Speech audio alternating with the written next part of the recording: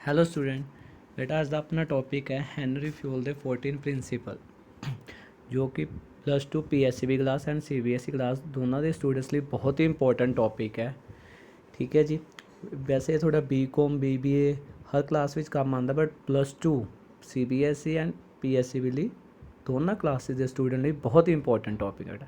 एक एक करके थोड़ा प्रिंसीपल समझावांगा, ध्यान ना सुनना बेटा। देखो जी, सब तो पहला आता बेटा division of work. First principle Henri Fayol ਦਾ ਡਿਵੀਜ਼ਨ ਆਫ ਵਰਕ। ਦੇਖੋ ਕੀ ਕਹਿੰਦਾ, ਕਹਿੰਦੇ ਇਸ ਦੇ ਅਕੋਰਡਿੰਗ ਕਿ ਅਸੀਂ ਹੋਲ ਵਰਕ ਨੂੰ must be divided into small task instead of assigning the whole work to one person. ਕਹਿੰਦੇ ਤੁਸੀਂ ਇੱਕ ਪਰਸਨ ਨੂੰ ਸਾਰਾ ਕੰਮ ਦੇਣ ਦੇ ਬਜਾਏ ਸਾਰੇ ਕੰਮ ਨੂੰ ਛੋਟੇ ਛੋਟੇ ਪਾਰਟ ਦੇ ਵਿੱਚ ਡਿਵਾਈਡ ਕਰ ਦੇਣਾ ਹੈ according to the capability qualification and experience of the person. ਬੇਟਾ ਡਿਵੀਜ਼ਨ ਆਫ ਵਰਕ ਦਾ ਮਤਲਬ ਹੈ ਕੰਮ ਨੂੰ ਡਿਵਾਈਡ ਕਰਨਾ, ਵਰਕ ਨੂੰ ਡਿਵਾਈਡ ਕਰਨਾ। ਤੁਸੀਂ ਸਾਰਾ ਕੰਮ ਇੱਕ ਪਰਸਨ ਨੂੰ ਦੇਣ ਦੀ ਬਜਾਏ ਤੁਸੀਂ ਕੀ ਕਰਨਾ ਹੈ, ਉਸ ਨੂੰ ਕੈਪੇਬਿਲਿਟੀ ਕੁਆਲੀਫਿਕੇਸ਼ਨ ਐਕਸਪੀਰੀਅੰਸ ਆਫ ਦੇ ਪਰਸਨ ਦੇ ਅਕੋਰਡਿੰਗ ਉਸ ਕੰਮ ਨੂੰ ਤੁਸੀਂ ਕੀ ਕਰ ਦੇਣਾ, ਡਿਵਾਈਡ ਕਰ ਦੇਣਾ। ਐਂਡ ਉਸਦਾ ਬੈਨੀਫਿਟ ਕੀ ਹੋਏਗਾ, ਦੇਖੋ ਲਾਸਟ ਵਿੱਚ fourth last when a person is performing a part of job again and again. ਅਗਰ ਉਹ ਅਗੇਨ ਐਂਡ ਅਗੇਨ ਉਹ ਜੋਬ ਕਰੇਗਾ, he will become perfect and specialise. ਬੇਟਾ ਉਹ ਪਰਫੈਕਟ ਹੋ ਜਾਏਗਾ, ਸਪੈਸ਼ਲਾइज ਹੋ ਜਾਏਗਾ, ਉਹਦਾ ਐਫੀਸ਼ੀਐਂਸੀ ਲੈਵਲ ਇੰਪਰੂਵ ਹੋ ਜਾਏਗਾ। ਪਹਿਲਾ ਹੈਨਰੀ ਫਿਊਲ ਦਾ ਪ੍ਰਿੰਸੀਪਲ ਹੈ ਬੇਟਾ ਡਿਵੀਜ਼ਨ ਆਫ ਵਰਕ। ਤੁਸੀਂ ਵਰਕ ਨੂੰ ਡਿਵਾਈਡ ਕਰਨਾ ਹੈ, ਤੁਸੀਂ ਸਾਰਾ ਕੰਮ ਇੱਕ ਪਰਸਨ ਨੂੰ ਦੇਣ ਦੀ ਬਜਾਏ, ਅਸਾਈਨ ਕਰਨ ਦੀ ਬਜਾਏ ਤੁਸੀਂ ਕੀ ਹੈ, ਉਹ ਵਰਕ ਨੂੰ ਡਿਵਾਈਡ ਕਰਨਾ ਹੈ। ਇੱਕ ਗੱਲ ਯਾਦ ਰੱਖਣੀ ਹੈ, ਕਿਸ ਤਰ੍ਹਾਂ ਡਿਵਾਈਡ ਕਰਨਾ ਹੈ, ਕਿਸ ਅਕੋਰਡਿੰਗ ਡਿਵਾਈਡ ਕਰਨਾ ਹੈ, according to capability qualification experience of the person. ਠੀਕ ਹੈ ਜੀ। ਫਿਰ ਇੱਕ ਗੱਲ ਹੋਰ ਲਿਖੀ ਹੋਈ, ਅਗਰ ਪਰਸਨ ਅਗੇਨ ਐਂਡ ਅਗੇਨ ਉਹ ਜੋਬ ਕਰੇਗਾ, ਉਹਦੀ ਸਪੈਸ਼ਲਾइज ਹੋਏਗਾ, ਉਹਦੀ ਐਫੀਸ਼ੀਐਂਸੀ ਲੈਵਲ ਇੰਪਰੂਵ ਹੋਏਗਾ, ਸੋ ਔਨ ਬੇਟਾ। ਇਸ ਤੋਂ ਬਾਅਦ ਇਹਦਾ ਪੋਜ਼ੀਟਿਵ ਇਫੈਕਟ ਕਰ ਸਕਦੇ ਹੋ, ਸਪੈਸ਼ਲਾਈਜੇਸ਼ਨ ਆ ਜਾਏਗੀ, ਐਫੀਸ਼ੀਐਂਸੀ ਇੰਪਰੂਵ ਹੋ ਜਾਏਗੀ। ਅਗਰ ਆਪਾਂ ਇਸ ਨੂੰ ਵਾਇਲੇਟ ਕਰਦੇ ਹਾਂ ਦੈਨ ਕੀ ਹੋਏਗਾ, ਐਫੀਸ਼ੀਐਂਸੀ ਲੈਕ ਆਫ ਐਫੀਸ਼ੀਐਂਸੀ ਕਮੀ ਆ ਜਾਏਗੀ, ਸਪੈਸ਼ਲਾਈਜੇਸ਼ਨ ਨਹੀਂ ਆਏਗੀ ਐਂਡ ਚਾਂਸਿਸ ਵੀ ਹੋ ਸਕਦੇ ਡੁਪਲੀਕੇਸ਼ਨ ਆਫ ਵਰਕ ਦੇ। ਮੇ ਬੀ ਇੱਕ ਪਰਸਨ ਇੱਕ ਇੰਪਲੋਈ ਜੋ ਕੰਮ ਕਰ ਚੁੱਕਾ ਉਹੀ ਸੇਮ ਕੰਮ ਦੂਜਾ ਇੰਪਲੋਈ ਵੀ ਕਰ ਸਕਦਾ ਹੈ। ਤਾਂ ਅਗਰ ਤੁਹਾਡਾ ਡਿਵੀਜ਼ਨ ਆਫ ਵਰਕ ਨਹੀਂ ਹੋਏਗਾ, ਤੁਹਾਡੇ ਚਾਂਸਿਸ ਵੀ ਹੈ ਡੁਪਲੀਕੇਸ਼ਨ ਆਫ ਵਰਕ ਦੇ। ਠੀਕ ਹੈ ਜੀ। ਇਹ ਤੁਹਾਡਾ ਫਸਟ ਪ੍ਰਿੰਸੀਪਲ ਹੈ। ਇੱਕ ਵਾਰ ਫਿਰ ਰਿਪੀਟ ਕਰ ਰਿਹਾ, ਡਿਵੀਜ਼ਨ ਆਫ ਵਰਕ ਇਹਦਾ ਮਤਲਬ ਹੈ ਸਾਰਾ ਕੰਮ ਇੱਕ ਪਰਸਨ ਨੂੰ ਦੇਣ ਦੀ ਬਜਾਏ instead of assigning the whole work to one person ਤੁਸੀਂ ਟਾਸਕ ਨੂੰ ਡਿਵਾਈਡ ਕਰ ਦੇਣਾ ਹੈ according to capability qualification and experience. ਠੀਕ ਹੈ ਜੀ। ਅਗਰ ਉਹ ਰਿਪੀਟ ਅਗੇਨ ਐਂਡ ਅਗੇਨ ਉਹ ਕੰਮ ਕਰੇਗਾ, ਸੇਮ ਜੋ ਪਰਫੋਰਮ ਕਰੇਗਾ ਉਸਦੀ ਪਰਫੈਕਟ ਆਏਗਾ, ਉਹ ਸਪੈਸ਼ਲਾइज्ड ਹੋਏਗਾ। ਠੀਕ ਹੈ ਜੀ। ਪੋਜ਼ੀਟਿਵ ਇਫੈਕਟ ਕੀ ਨੇ, ਸਪੈਸ਼ਲਾਈਜੇਸ਼ਨ ਤੇ ਇੰਪਰੂਵ ਐਫੀਸ਼ੀਐਂਸੀ। ਕੌਨਸੀਕੁਐਂਸਿਸ ਕਿਆ ਹੈ ਵਾਇਲੇਸ਼ਨ ਦੇ, ਅਗਰ ਇਸ ਪ੍ਰਿੰਸੀਪਲ ਨੂੰ ਆਪਾਂ ਤੋੜਦੇ ਹਾਂ, ਇੱਕ ਤਾਂ ਉਹਦੀ ਐਫੀਸ਼ੀਐਂਸੀ ਲੈਕ ਆਫ ਉਹਦੀ ਕਮੀ ਆ ਜਾਏਗੀ, ਉਹਦੀ ਸਪੈਸ਼ਲਾਈਜ਼ੇਸ਼ਨ ਨਹੀਂ ਆਏਗੀ ਐਂਡ ਡੁਪਲੀਕੇਸ਼ਨ ਆਫ ਵਰਕ ਦੇ ਵੀ ਚਾਂਸਿਸ ਹੈ ਬੇਟਾ। ਬੇਟਾ ਸੈਕਿੰਡ ਪ੍ਰਿੰਸੀਪਲ, ਹਰ ਪ੍ਰਿੰਸੀਪਲ ਬਹੁਤ ਹੀ ਇੰਪੋਰਟੈਂਟ ਹੈ, ਤੁਹਾਨੂੰ 14 ਤੇ 14 ਪ੍ਰਿੰਸੀਪਲ ਬੇਟਾ ਯਾਦ ਹੋ ਜਾਣੇ ਚਾਹੀਦੇ ਆ ਸਾਰੇ ਦੇ ਸਾਰੇ। ਦੇਖੋ ਜੀ, ਅਥਾਰਟੀ ਐਂਡ ਰਿਸਪੌਂਸਿਬਿਲਿਟੀ। ਅਥਾਰਟੀ ਮੀਨ ਹੈ ਪਾਵਰ ਟੂ ਟੇਕ ਡਿਸੀਜ਼ਨ, ਕਿਸੇ ਵੀ ਆਪਾਂ ਡਿਸੀਜ਼ਨ ਨੂੰ ਲੈਣ ਦੀ ਪਾਵਰ। ਰਿਸਪੌਂਸਿਬਿਲਿਟੀ ਮੀਨ ਹੈ obligation duty to complete the job assign on time. ਜਿਹੜੀ ਤੁਹਾਨੂੰ ਡਿਊਟੀ ਦਿੱਤੀ ਗਈ ਹੈ ਜਾਂ ਜਿਹੜੀ ਤੁਹਾਨੂੰ ਜੋਬ ਦਿੱਤੀ ਗਈ ਆ ਉਸ ਨੂੰ ਟਾਈਮ 'ਤੇ ਕੰਪਲੀਟ ਕਰਨ ਦੀ ਡਿਊਟੀ। ਅਥਾਰਟੀ ਕੀ ਹੈ ਬੇਟਾ, ਕਿਸੇ ਵੀ ਪਾਵਰ ਟੂ ਟੇਕ ਡਿਸੀਜ਼ਨ, ਕਿਸੇ ਵੀ ਡਿਸੀਜ਼ਨ ਨੂੰ ਲੈਣ ਦੀ ਪਾਵਰ।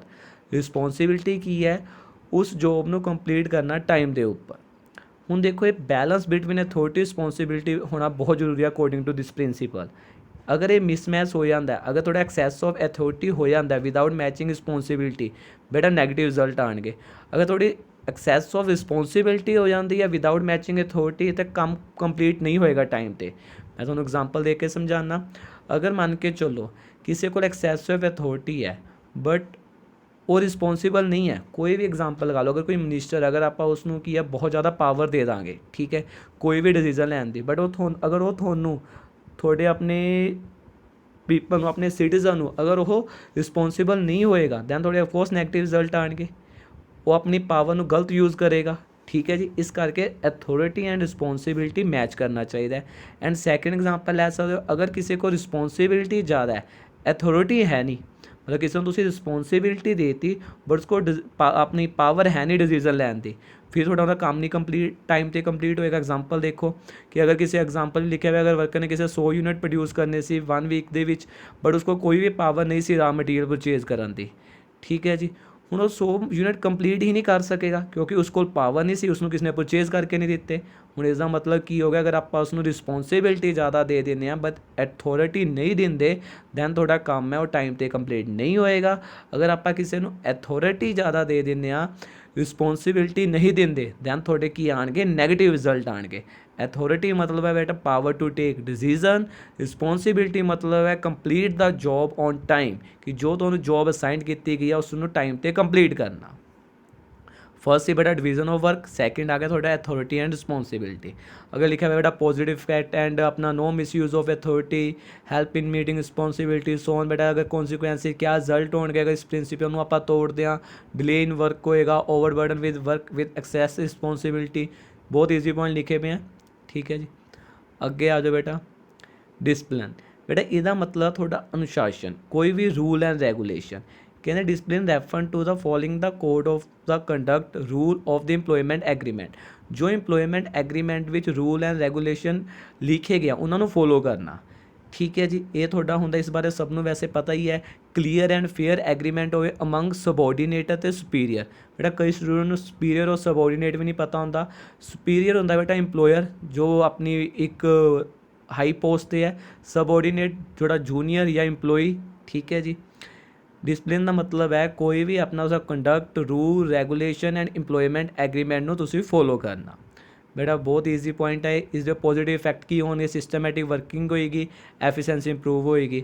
अगर इसनूं आपां नहीं मनते दैन कन्फ्यूजन आ जाएगा, वेस्टेज ऑफ रिसोर्सिज हो जाएंगे, सो ऑन बेटा। इस तो बाद बेटा फोर्थ प्रिंसीपल, फोर्थ और फिफ्थ थोड़ा कन्फ्यूजिंग भी है तो इंपॉर्टेंट भी है। बेटा फोर्थ है मैं तुहानूं इकट्ठे समझावांगा। फोर्थ है unity of command and fifth है यूनिटी ऑफ डायरैक्शन। बेटा यूनिटी ऑफ कमांड का की मतलब है कि according to this principle employee should receive order from the one boss. एक बॉस तो ही इंप्लॉई ਨੂੰ ऑर्डर होना चाहिए तो उस ही अकाउंटेबल होवे। अगर एक इंप्लॉई ਨੂੰ 2 या 3 बॉस तो ऑर्डर मिलेगा दैन वो कन्फ्यूज हो जाएगा किसका ऑर्डर फर्स्ट एग्जीक्यूट करे। दोबारा सुनना बेटा, according to this principle employee should receive order from one boss and should be accountable, मतलब answerable to one superior only. उसनों ही वो अनसेबल होना चाहिए because if he receiving order more than one boss then की होएगा बेटा, he will get confuse and he will not able to understand whose order must be executed first. वो confuse हो जाएगा किसके ऑर्डर फर्स्ट एग्जीक्यूट करे, ठीक है जी। वंस अगेन एग्जाम्पल देते हैं, रीड आउट कर सकते हो। पॉजिटिव इफैक्ट लिखे पे, नो कन्फ्यूजन, इंप्रूव इफेक्टिवनेस। अगर वो इस प्रिंसिपल को तोड़ दें कन्फ्यूजन आएगी, subordinate will get a chance of escape, ठीक है जी। अगर देखो अगर उसनों 2 इंप्लॉयर तो उपर मिलता है, काम मिलता है, 2 इंप्लॉयर तो उन्होंने कोई ऑर्डर मिलता है। इंप्लॉई एक इंप्लॉयर ਨੂੰ ਕਹੇਗਾ ਕਿ ਮੈਂ ਬੀ ਇੰਪਲੋਇਰ ਦਾ ਕੰਮ ਕਰ ਰਿਹਾ ਸੀ, ਉਹ ਬੀ ਇੰਪਲੋਇਰ ਨੂੰ ਕਹੇਗਾ ਮੈਂ ਏ ਇੰਪਲੋਇਰ ਦਾ ਕੰਮ ਕਰ ਰਿਹਾ ਸੀ। ਉਹ ਆਪਣੀ ਰਿਸਪੌਂਸਿਬਿਲਟੀ ਤੋਂ ਐਸਕੇਪ ਕਰੇਗਾ ਐਕਸਕਿਊਜ਼ਸ ਦੇ ਕੇ, ਠੀਕ ਹੈ ਜੀ। ਇਹ ਤੁਹਾਡਾ ਹੋ ਗਿਆ unity of command. Unity of command ਮਤਲਬ ਇੰਪਲੋਈ ਨੂੰ ਆਰਡਰ ਰਿਸੀਵ ਹੋਣੇ ਚਾਹੀਦੇ ਆ ਵਨ ਬੋਸ ਤੋਂ ਤੇ ਉਹ ਉਸੇ ਨੂੰ ਹੀ ਅਕਾਊਂਟੇਬਲ ਔਰ ਆਨਸਰੇਬਲ ਹੋਣਾ ਚਾਹੀਦਾ ਹੈ, ਠੀਕ ਹੈ ਜੀ। ਅੱਗੇ ਆਉਂਦਾ ਬੇਟਾ ਤੁਹਾਡਾ principal fifth one unity of direction. Student बहुत कन्फ्यूज होंगे दोनों विच, दोनों तुसीं ध्यान रखना। यूनिटी ऑफ डायरैक्शन का मतलब क्या है बेटा, one unit mean one plan, कि सारे इंप्लॉइज़ के मैंबर के जोड़े एफर्ट्स होने चाहिए ने वो वन डायरैक्शन में होने चाहिए कॉमन गोल को अचीव करने लई। लिखा है that is the efforts of the all the member and employee of the organisation must be directed toward one direction. That is वो कि डायरैक्शन होनी चाहिए है, is the achievement of the common goal. मतलब जिन्ने भी थोड़ी ऑर्गेनाइजेशन के इंप्लॉइज़ हैं मैंबरस हैं वो कोई भी काम करन कॉमन गोल को अचीव करने लिए होना चाहिए। That is the unity of direction. Last line देखो कितनी अच्छी लिखी भी है, each department and a group having common objective must have one head and one plan only. हर एक का कॉमन ऑब्जेक्टिव होना चाहिए, उन्होंने इक्को हैड और इक्को प्लान होना चाहिए बेटा। बेटा यूनिटी ऑफ कमांड सीगा बेटा तुहाडा कि एक बॉस कोलों इंप्लॉइज़ नूं ऑर्डर रिसीव होने चाहिए हैं, एक तो वध अपने इंप्लॉयर कोलों इंप्लॉई नूं एक बॉस कोलों एक इंप्लॉयर कोलों तुहानूं ऑर्डर रिसीव होने चाहिए, एक तो वध इंप्लॉयर कोलों ऑर्डर नहीं रिसीव होने चाहिए, कन्फ्यूज़ हो जाएगा। यूनिटी ऑफ तुहाडा डायरैक्शन की है कि सारे मैंबरस हैं इंप्लॉइज़ ऑफ द ऑर्गेनाइजेशन के जेड़े अपने एफर्ट्स हैं वो कॉमन गोल नूं अचीव करने लिए होने चाहिए हैं, ठीक है जी।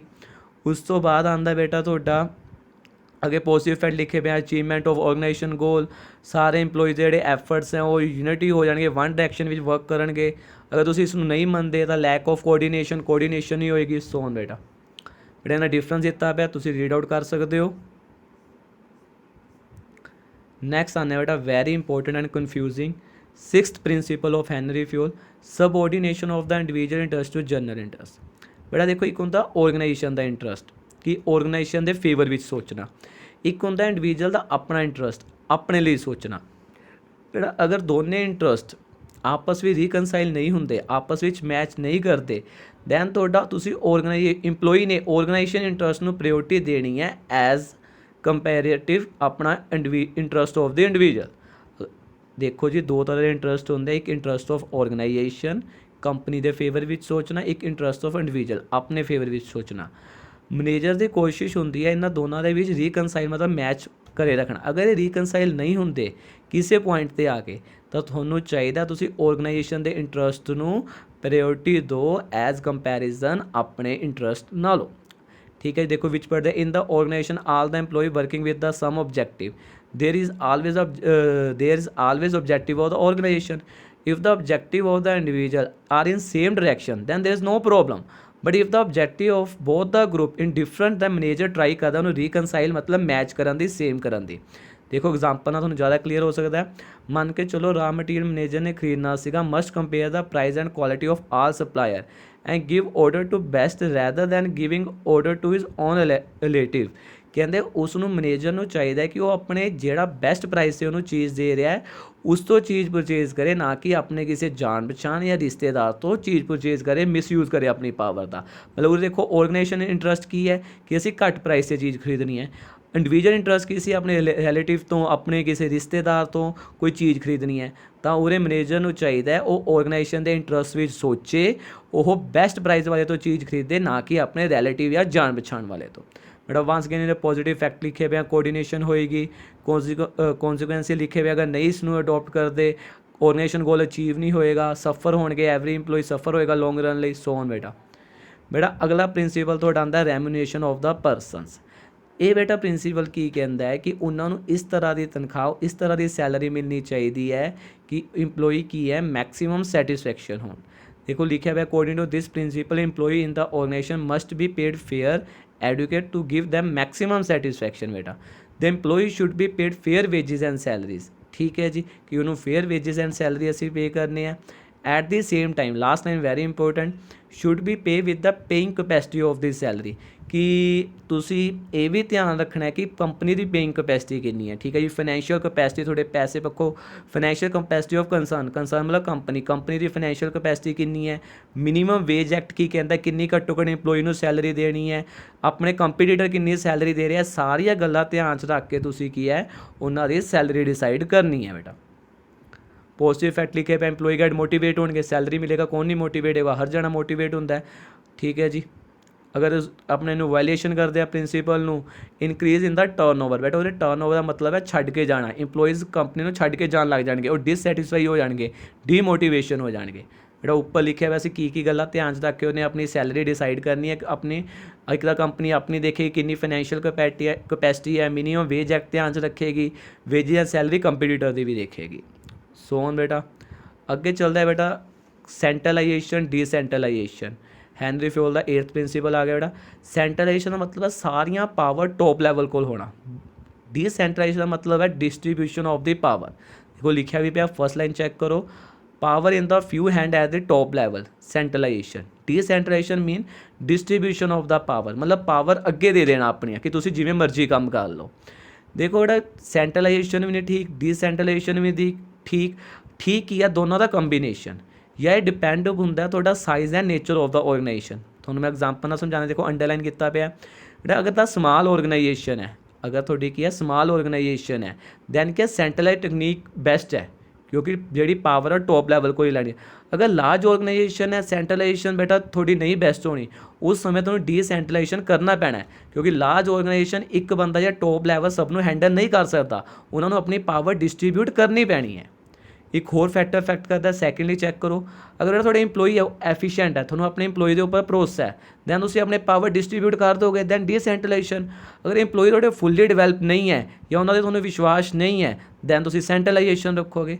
बट हैनरी फ्योल कहता है बेटा ना कंप्लीट सेंट्रलाइजेशन ओके, ना कंप्लीट डिसेंट्रलाइजेशन, इन्होंने दोनों का कंबीनेशन होना जरूरी है। ठीक है, once again positive fact of the consequence लिखे पे हैं बेटा। अगे आता प्रिंसीपल ऑफ स्केलर चेन। ਜਿਹੜਾ ਸਕੈਲਰ ਚੇਨ ਦਾ ਮਤਲਬ ਕੀ ਹੈ, अगर कोई भी एक लाइन ऑफ अथॉरिटी या chain of the superior from highest to lowest rank. बेटा एक चेन बनी होंगी है टॉप रैंक उस तो लोएस्ट रैंक सोन। अगली लाइन करो देखो की लिखा है कहते Fayol insist that chain must be followed strictly in the organization. इसमें स्ट्रिक्टली फॉलो करना चाहिए। Every information must pass through a in the chain, मतलब चेन के थ्रू पास होनी चाहिए है, कोई भी स्किप नहीं होना चाहिए। बेटा इस तो बाद की देखो चेन बनी पे अगर एफ को इन्फॉर्मेशन जानी है पहला बी को जाएगी, सी को जाएगी, डी को जाएगी, ई को जाएगी, एफ को जाएगी।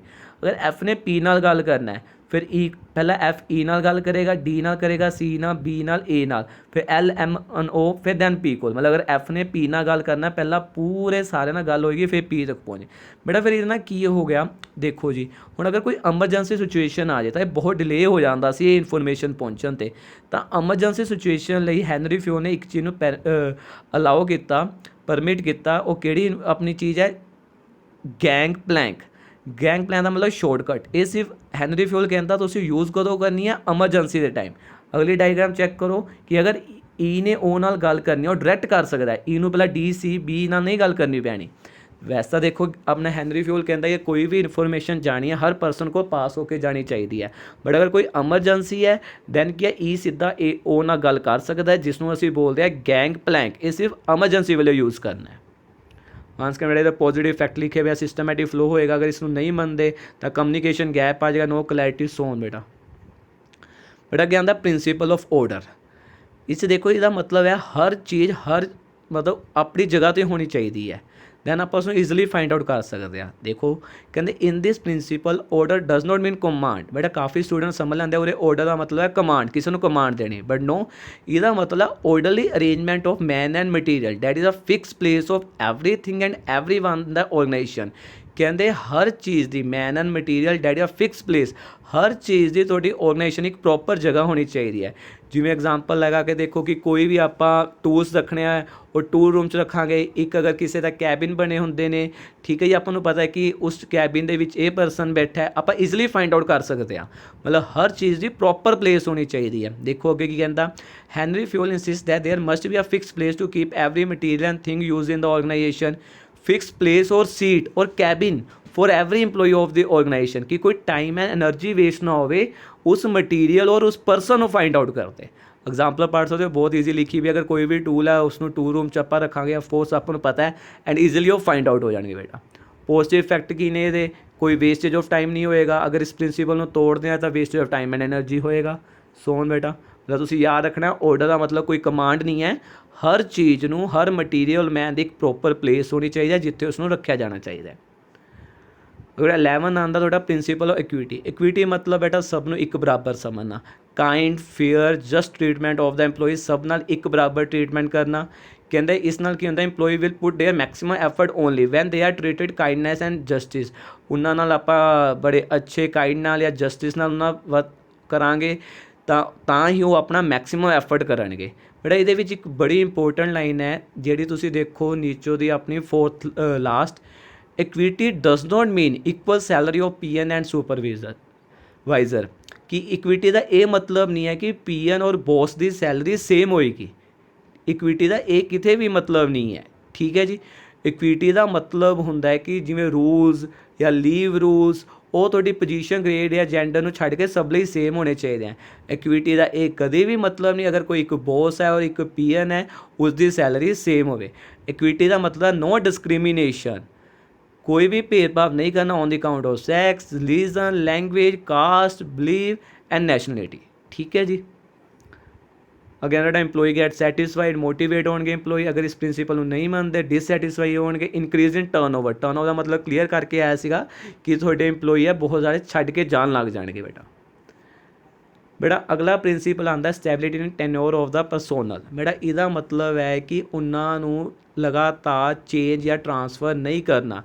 It refer to no frequent termination और ट्रांसफर, कि उन्होंने कॉन्टीन्यूस शॉर्ट इंटरवल दे विच निकालते नहीं रहना या ट्रांसफर नहीं करते रहना।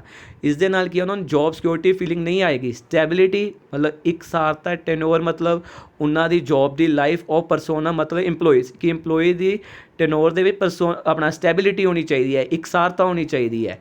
According to this principle management must provide the feeling of job security among the employees, ठीक है जी।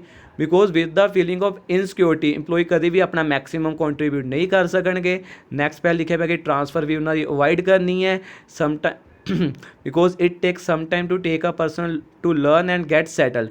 उसमें थोड़ा टाइम लगता लर्न और सैटल होंगे। अगर वो सैटल ही नहीं होया, अगर उसने लर्न नहीं किया, अगर आप ट्रांसफर कर देंगे वंस अगेन वो वेस्टेज ऑफ रिसोर्सिज हो जाएगा तो इंप्लॉय भी अपना बेस्ट कंट्रीब्यूट नहीं कर सकेगा। स्टैबिलिटी और टर्नओवर ऑफ परसोनल का मतलब है कि उसकी लगातार ट्रांसफर शॉर्ट इंटरवल में ट्रांसफर या उसकी सर्विस एंड नहीं करनी। ठीक है जी।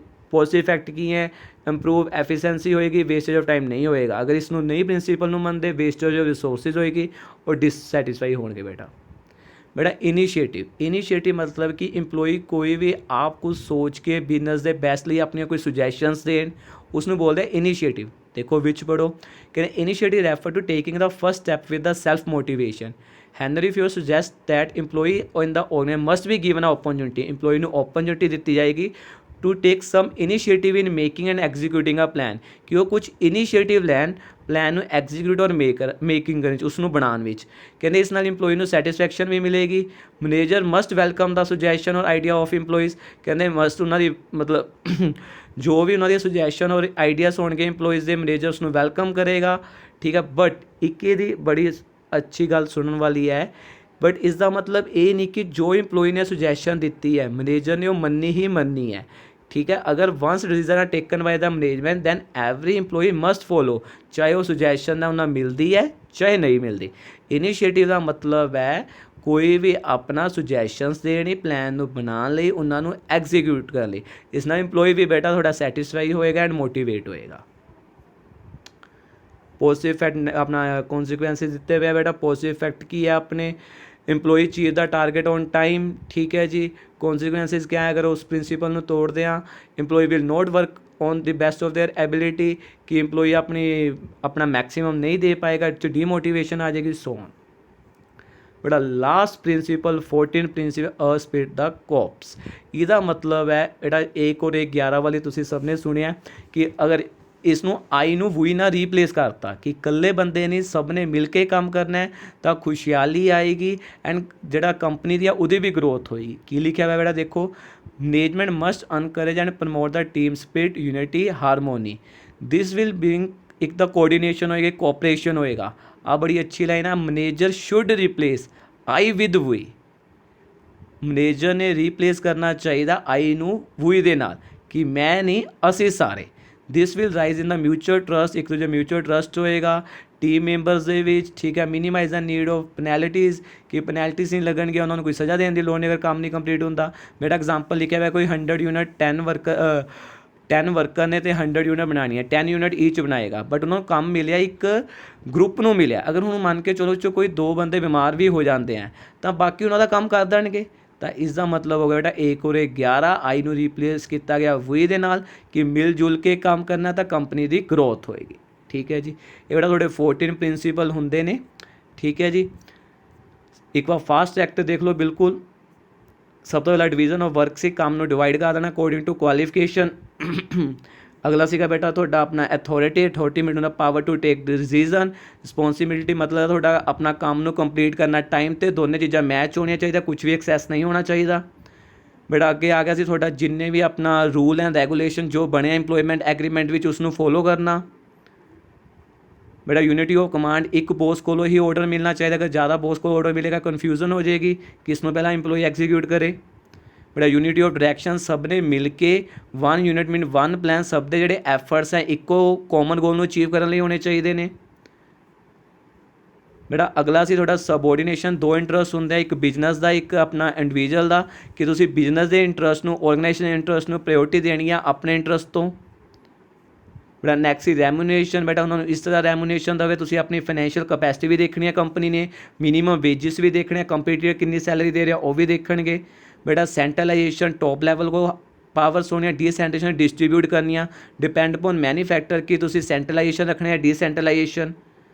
बेटा प्रिंसीपल ऑफ स्केलर चेन एक प्रॉपर चेन होंगी अगर कोई भी इन्फॉर्मेशन पास होनी है प्रॉपर स्टैप नाल होएगी। बट एमरजेंसी है गैंग प्लैंक लिया गया बंदा सीधा भी गल कर सकता है कम्यूनिकेट कर सकता है। प्रिंसीपल ऑफ ऑर्डर हर चीज़ हर अपनी ही प्लेस से होनी चाहिए है क्योंकि उन्होंने फाइंड आउट करने टाइम ना लगे। बेटा बेटा इक्विटी किसी नाल भी अपना की है सब दे नाल फेयर और जस्ट ट्रीटमेंट करना है, किसी नाल भी भेदभाव नहीं करना, no discrimination on the account of religion language caste. बेटा अगे आंदा stability in the tenure of the personnel कि तुसी उन्हां दी ट्रांसफर या टर्मीनेशन नहीं करनी, इस नाल उन्हां नूं इनसिक्योरिटी फील हुंदी है। बेटा नैक्सट इनीशिएटिव कि कोई भी प्लान और बनाना और एग्जीक्यूट करन लगे तुसी इंप्लॉइज़ नूं अपॉर्चुनिटी देनी है कि वो अपनी सुजैशनस रखन। बेटा next esprit de corps मिल जुल के सब ने काम करना है, एक टीम वर्क विच काम करना है। बेटा ये पंजाब बोर्ड और CBSE +2 बहुत क्लास लिए बहुत ही इंपॉर्टेंट टॉपिक है, ठीक है जी। अगर बेटा किसी ने होर इंपॉर्टेंट टॉपिक जो तुहानूं लगदा होवे जो तुहानूं नहीं समझ आ रहा तुसीं कमेंट सैक्शन विच दसो बेटा, मैं तुहानूं ओहदी वीडियो बना के देवांगा। ओके बेटा।